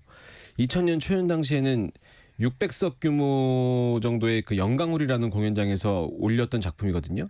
그러니까 중소극장 치고는 굉장히 고심하고 만든 작품이었어요. 창작 뮤지컬인데 등장하는 인물들도 많고 그렇게 이제 비슷한 규모로 올려주던 공연이 2010 몇 년 이후에 제작사가 지금의 제작사인 이제 CJ를 만나게 돼요. 대기업이죠. 예. CJ를 만나게 되면서 대극장 규모로 커지기 시작하거든요. 이 당시에 이제 김지우 배우나 송창희 배우 등이 참여하면서 대중적으로 좀 어필할 수 있는 공연으로 발돋움하기 시작하더니 이후에는 이제 예술의 전당 이렇게 가면서 전미도 배우, 조승우 배우 이렇게 참여하면서 굉장한 화제성을 얻기 시작합니다. 그 이후에 2020년에 20주년 공연 당시에 또 유연석 배우, 규현 배우 이런 분들이 참여하면서 시간이 지날수록 규모도 대극장 공연으로 이제 확실하게 자리매김을 하게 됐다 이렇게 말씀드릴 수 있는데 제가 이제 유명 배우가 섭외가 되면서 중국장과 대극장을 나뉜 것처럼 말씀드렸는데 사실은 그렇지 않아요. 왜냐하면 엄기준 배우나 조승우 배우 이런 분들은 중국장 공연이었을 당시에도 참여를 했었었거든요. 네. 그러니까 이런 차이가 좀 있고요. 그리고 이제 또 한 가지 큰 변화가 있는데 그 초연 때 보셨던 분들만 기억하는 내용인데 600석 규모의 중극장 당시에 이제 공연할 때는 이 공연의 내용이 음악이 현이랑 굉장히 잘 어울려요. 그래서 무대 객석에서 바라봤을 때 무대 왼쪽에 현악을 연주하시는 분들이 무대 위에 올라가 있는 상태에서 공연했었거든요. 보는 재미가 좀 있었습니다. 근데 이제 대극장 오면서 오케스트라 피트, 대극장에 있는 오케스트라 피트에 이제 그 라이브 연주하시는 그 연주자분들이 다 들어가 있어서 약간 음악적으로도 좀 웅장하고 좀 두꺼워지고 규모 있어지고 이렇게 좀 차이가 있다. 이렇게 좀 말씀드릴 수 있을 것 같아요. 네. 앞서서 조카 같은 공연이라고 하셨잖아요. 네. 그러니까 공연이 이렇게 커지는 걸 보면서 정말 흐뭇하셨겠어요. 그렇죠. 조카 이제 왜 명절 때 만나면은 쑥쑥 커 있으면은 약간 징그럽기도 하고 뿌듯하기도 하고. 세뱃돈도 많이 나가야 될 것 같고 뭐 이런 거 있잖아요. 네, 네 그렇습니다. 자, 그럼 이제 본격적으로 공연 주거리 소개해 주세요. 예, 이제 25살이 된 베르테르 작품 줄거리 말씀드려야 되는데 제가 최근에 지금 이번에 하고 있는 25주년 공연을 또 보고 왔거든요. 그때의 기억을 좀 살려서 말씀드리겠습니다. 그리고 그 줄거리 말씀드리기 전에 아주 간단하게 저의 그 공연 본 다음에 딱 베르테르는 어떤 작품이다라는 한 줄 평 이렇게 말씀드리자면 베르테르는 음악과 이야기다 이렇게 말씀드릴 수 있을 것 같아요. 그래서 음악이 너무 좋고요. 그 현악이 맞춘 그 음악들이 굉장히 좀 그 드라마랑 잘 붙는 느낌이고 네. 이야기는 이게 1770 몇 년도의 괴테 소설이거든요. 그러니까는 지금 2025년도의 시각으로 보면 다소 이해 안 되는 캐릭터들이 있을 수 있는데 그럼에도 불구하고 고전이라는 생각을 가지시고 얘기를 좀 들으시면 얘기는 좀 잘 좀 그 뭐죠 애잔하게 느껴지실 수 있습니다. 오늘은 줄거리 위주로 소개해 드릴 테니까 한번 쭉 얘기해 보도록 하겠습니다. 일단 기본적으로 무대가 약간 회색 톤이에요. 그래서 기본적으로는 약간 차갑게 느껴지는 그런 무대라고 생각이 되실 수 있을 것 같은데 여기에 이제 조명이 들어오고 해바라기나 이런 꽃들이 많이 등장하거든요. 이런 게 이제 등장이 되면 한껏 무대가 밝아지고 따뜻해지는 느낌이 나는 그런 무대라고 생각하시면 좋을 것 같아요. 이렇게 무대에 만들어진 곳이 이제 배경이 바라임이라는 곳입니다. 이 바라임이라는 곳에 베르테르라는 청년이 오게 됩니다. 이제 이 작은 마을인 바라임에서 베르테르가 방문을 해서 거기서 그림도 그리고 이렇게 그 어떤 그 이 곳을 정치를 좀 느끼고 있는데 이 와중에 롯데라는 아가씨를 만나게 돼요. 롯데는 어떤 사람이냐? 정말 한없이 밝고 긍정적이고 순수하고 아름답고 착하고 친절하고 이런 종류의 형용어를 다 갖다 붙이면 롯데입니다. 네. 이런 인물이거든요. 이제 이 롯데가 베르테르한테 굉장한 친절을 베풀게 되죠. 그런 모습을 보고 베르테르는 롯데한테 호감을 갖게 되고 둘이 또 공감대가 이어지는 게 있는데 시거든요. 어떤 시인의 이야기를 하면서 그 책을 아세요? 뭐 이러면서 서로 공감할 수 있을 만한 얘기를 하게 되면서 베르테르가 흔히 얘기하는 첫눈에 사랑에 빠지는 롯데에게 사랑에 빠지게 되죠. 그러면서 이제 베르테르가 용기를 내서 롯데한테 자기의 마음을 고백하려고 합니다. 그런데 그 고백의 날이 하필이면 이제 롯데한테 아주 소중한 사람이 돌아오는 날이에요. 네. 여기서 이렇게 엇갈리게 되는군요. 그렇죠. 네. 우리가 충분히 예상할 수 있지만 아닙니다. 예상 가능하게 공연도 흘러갑니다. 네.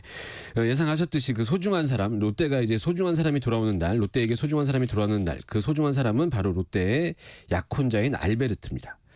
좀 재밌는 게 2000년도에 처음 공연을 시작했을 때 알베르트는 굉장히 권위적이고 원칙주의자며 뭐 이런 느낌인데 이게 약간 그 악역 같은 느낌으로 보였었거든요. 근데 2025년도에 공연을 보니까 알베르트 같은 사람이 없어요. 자기 와이프를 지키려고 노력하고 뭐 이런 느낌이 봤는데 네. 이제 이거는 2025년에 공연을 보시는 분들이 각자 가지고 가셔야 될 느낌인 것 같고 줄거리 계속 말씀드릴게요. 자 이제 롯데가 베르테르한테 알베르트라는 약혼자가 있다는 걸 숨길 의도가 있었던 건 아니거든요. 근데 롯데가 자기 동네에서 베르테르라는 정말 괜찮은 친구를 만난 다음에 자기 약혼자인 알베르트한테 편지를 쓰면서 베르테 얘기를 너무 많이 했던 거예요. 그러면서 그 얘기를 많이 했기 때문에 베르테르한테도 당연히 알베르트라는 존재가 있다는 것을 얘기한 줄 알았던 거죠. 근데 베르테르는 전혀 듣지 못했었는데 자기가 고백하려고 하는 날 알베르트를 만나니까 기분이 아니죠. 뭐 세상이 다 무너지는 마음이죠. 그래서 롯데가 간단하게 이제 베르테르한테 사과를 하고 다시 침착한 마음으로, 밝은 마음으로 알베르트한테는 베르테르한테는 알베르트를 소개해 주려고 해요. 이제 알베르트와 롯데는 반갑게 베르테르를 인사를 했는데 베르테르는 이때부터 공기가 완전 달라지는 거죠. 공연장 분위기도 굉장히 싸해집니다. 이러면서 베르테르는 거기에 충격을 받게 되고 그 자리를 떠나게 됩니다. 이제 이렇게 큰 이야기 하나가 전개가 되는데 여기에 또 하나의 이야기가 작은 이야기가 등장을 해요. 어떤 얘기냐면 베르테르가 롯데한테 알베르트가 있다는 걸 알게 되고 충격에 빠져서 술집에 와서 술을 마시고 마음을 달래려고 갔는데 그 술집에서 만나게 된 친구가 카인즈라는 정원사를 만나게 되거든요. 근데 이 카인즈는 또 어떤 사연을 갖고 있냐면 정원사로 일하고 있는 그 집의 주인 아가씨를 흠모하고 있어요. 근데 그 주인 아가씨를 사랑할 수 있는 관계는 아니에요. 그 시기가 그렇게 신분을 초월할 만한 사랑이 이루어지는 시기는 아니거든요. 그래서 이 힘든 마음을 막 이야기하고 있는데 이때 이 이야기를 들은 베르테르가 용기 내라고 마음이 움직이는 대로 하라고 용기를 줘요. 근데 카인즈가 그 얘기를 듣고 용기를 내서 사랑의 결실을 조금씩 이루게 됩니다. 이제 이런 작은 이야기가 하나 있는 거죠. 자, 그렇게 카인즈라는 사람한테 베르테르는 용기를 주고 롯데한테 자기 마음을 더 이상 고백할 수 없는 현실을 깨닫고 베르테르가 이 바라임이라는 마을을 떠나게 됩니다. 여기서 이제 1막이 딱 종료가 돼요. 예.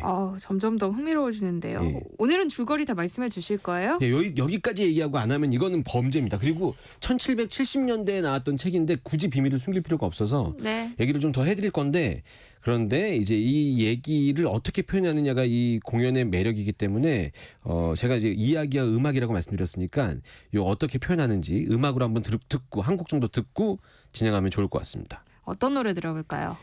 제목만 해도 또 거의 쉽니다. 하룻밤이 천년이라는 곡인데 롯데가 알베르트를 기다리는 마음을 표현한 곡인데 약혼자 알베르트를 기다리는 마음. 근데 여기 마무리에 베르테르의 마음도 들어가 있어서 이게 삼각관계의 감정이 잘 드러나는 곡이거든요. 한번 들어보시면 좋을 것 같습니다.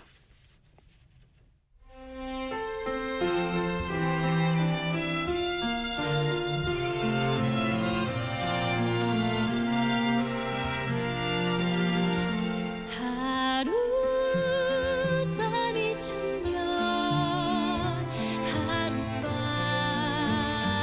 꿈이 만년 그대를 만나고파 긴긴 밤 뜬 눈으로 지샜네 그대가 오시면 어떻게 맞아야 하나 그리움 너무 깊어 참아 안을 수 없을지 몰라 몽유병에 걸린 것처럼 그대에게 홀리어 이곳까지 와버렸네 밤새도록 넘쳐난 사랑의 말들 입술마저 타는 듯 목마른 시간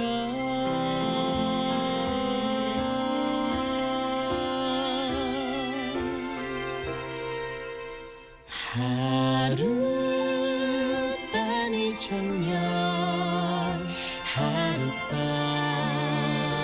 꿈이 만년 그대를 만나고파 긴긴 밤 뜬 눈으로 지샜네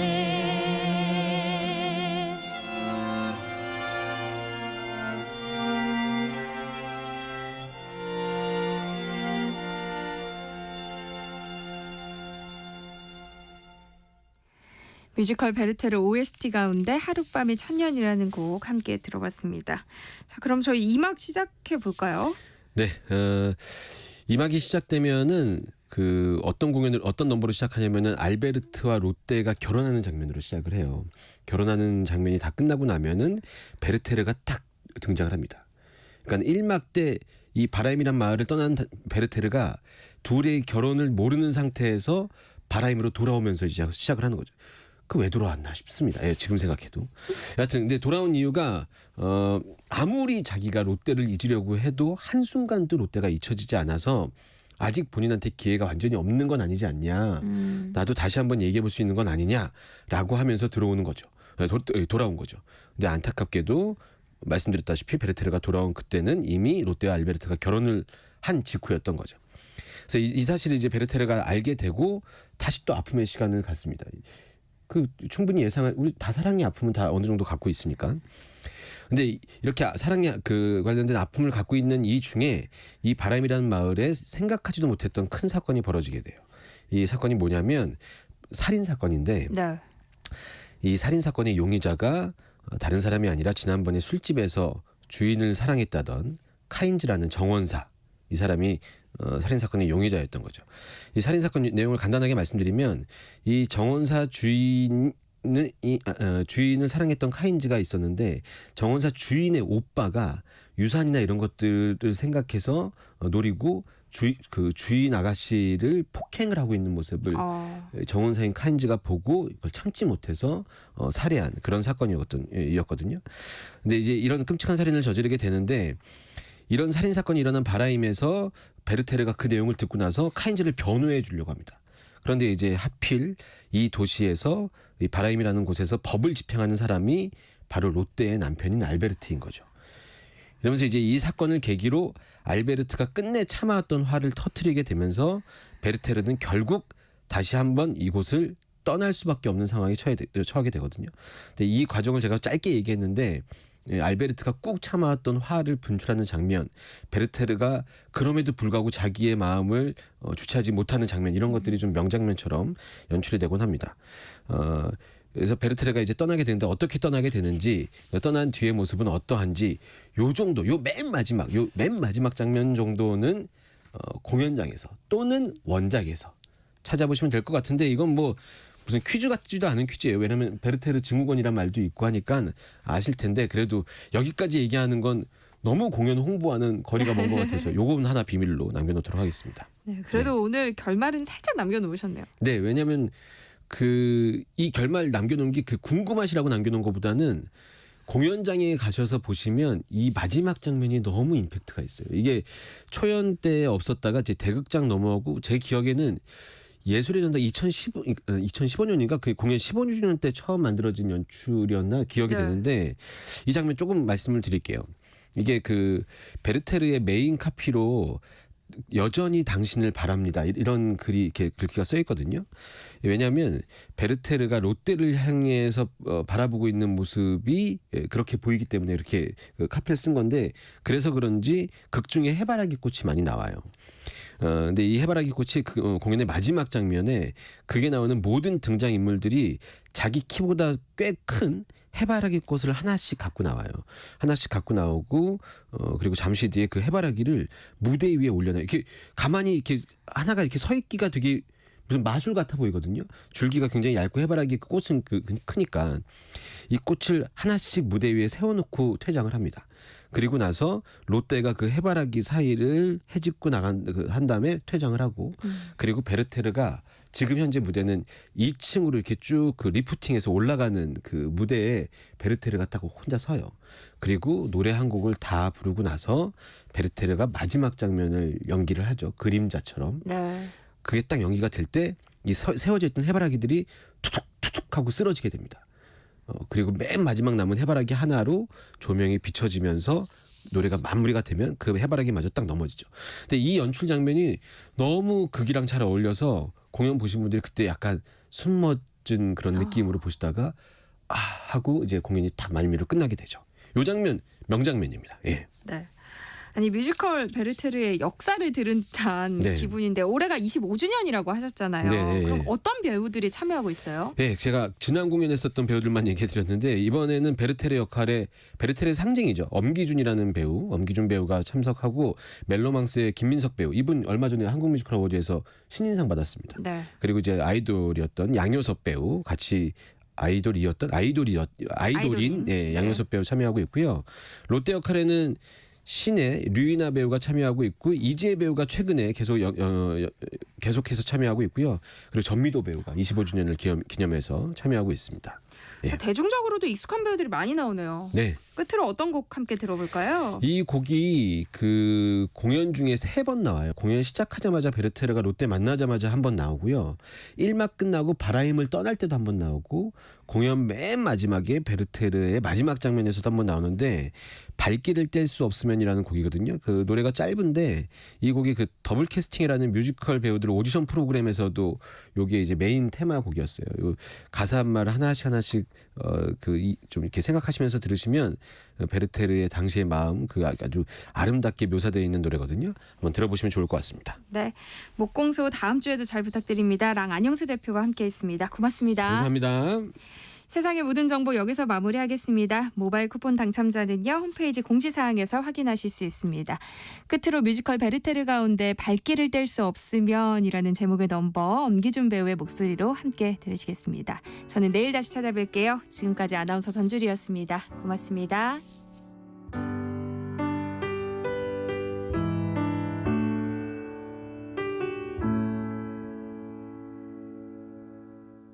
그대는 어쩌면 그렇게 해맑을 수 있는지 당신의 그 미소만큼씩 내 마음은 납처럼 가라앉는데 그대